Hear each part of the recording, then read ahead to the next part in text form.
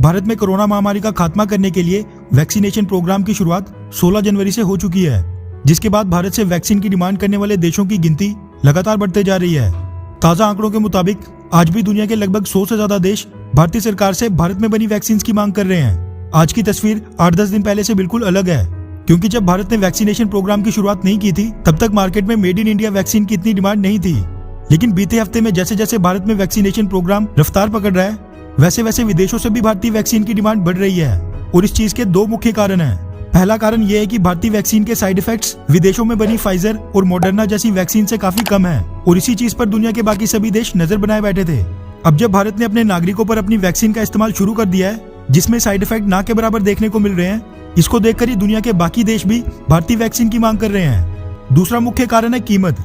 भारतीय वैक्सीन कीमत के मामले में भी फाइजर और मॉडर्ना जैसी विदेशी वैक्सीन से काफी सस्ती हैं। वहीं ये भारत का सौभाग्य है कि भारत दुनिया का वैक्सीन हब और फार्मेसी कहलाया जाता है। और हमने जिस तरह लॉकडाउन के दौरान जब चाइना का फैलाया कोरोना वायरस चरम पर था, उस वक्त भारत ने दुनिया के कोने कोने में हाइड्रोक्सीक्लोरोक्विन वैक्सीन और कई लाइफ सेविंग ड्रग्स पहुंचाए थे। ठीक उसी तरह इस बार भी भारत के कंधों पर बड़ी जिम्मेदारी है।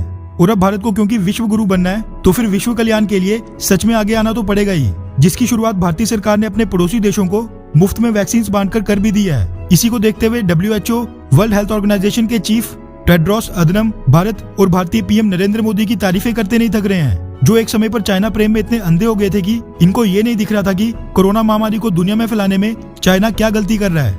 लेकिन अब शायद पूरी दुनिया में इतना जानी और माली नुकसान होने के बाद WHO चीफ के भी होश ठिकाने लग गए हैं। तभी तो वो कुछ दिन पहले चाइना पर भड़क उठे थे और उन्होंने मीडिया को संबोधित करते हुए एक प्रेस कॉन्फ्रेंस में कहा था कि शुरुआत में कोरोना से निपटने के लिए चाइना को और तेजी से काम करने चाहिए थे, जो कि उसने उस समय नहीं किए थे। लेकिन अब यही WHO चीफ टेड्रोस भारतीय प्रधानमंत्री नरेंद्र मोदी जी के मुरीद बन गए हैं और उनसे इतने प्रभावित हो गए हैं कि पिछले कल तो उन्होंने पीएम मोदी को फोन ही मिला दिया।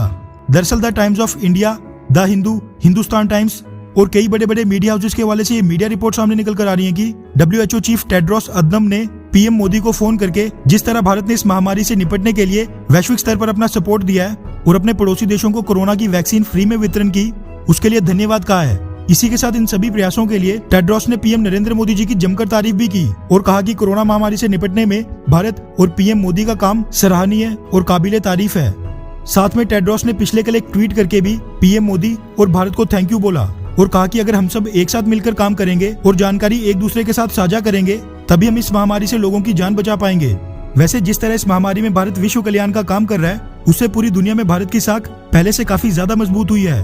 और अगर हमने सफलतापूर्वक कोरोना की वैक्सीन मांगने वाले हर एक देश की मदद कर दी, तो फिर भारत का कद और हैसियत पूरी दुनिया में सबसे ऊपर उठ जाएगी और ये चीज भारत को विश्व गुरु बनाने के लिए पहला कदम भी साबित हो सकता है। खैर, वैसे आपको क्या लगता है कि जैसे लॉकडाउन के समय भारत ने पाकिस्तान को लाइफ सेविंग ड्रग्स और मेडिसिन दी थी, ठीक अगर वैसे ही पाकिस्तान भी भारत से कोरोना की वैक्सीन मांगे, तो क्या भारत को पाकिस्तान को कोरोना की वैक्सीन दे देनी चाहिए? हाँ या फिर नहीं? नीचे कमेंट करके अपनी राय जरूर बताएं। अच्छा सुनो, चैनल को सब्सक्राइब करो, उसके बाद घंटी बजा देना ताकि अगली वीडियो आपसे मिस ना हो पाए। Thank you.